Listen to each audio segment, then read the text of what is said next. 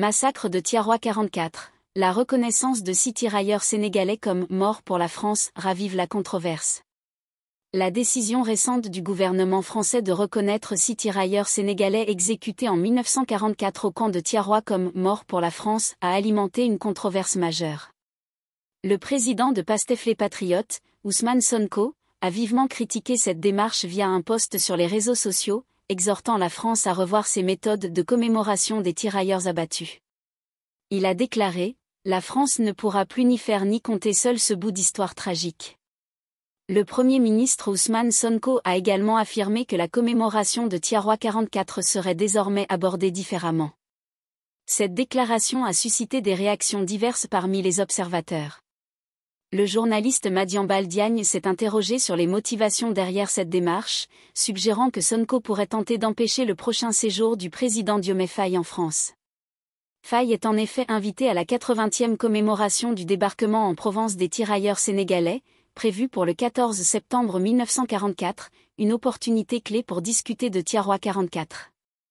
Dr Cheikh Ndao, docteur en droit, a appelé le Sénégal à clarifier sa position vis-à-vis de la France.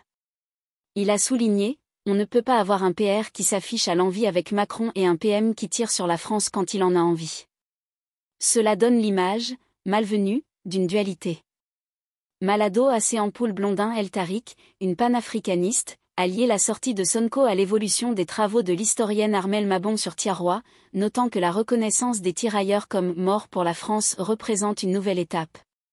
Mamoudou Ibra Kane, leader de Demain c'est maintenant, a suggéré de restaurer le passé en achevant le projet de réécriture de l'histoire générale du Sénégal, initié par feu professeur Ibadé Thiam. Il a proposé d'intégrer cette réécriture dans les programmes éducatifs sénégalais pour une meilleure connaissance de l'histoire. Sonko a insisté que ce n'était pas à la France de fixer unilatéralement le nombre d'Africains trahis et assassinés, ni de décider de la reconnaissance et des réparations appropriées.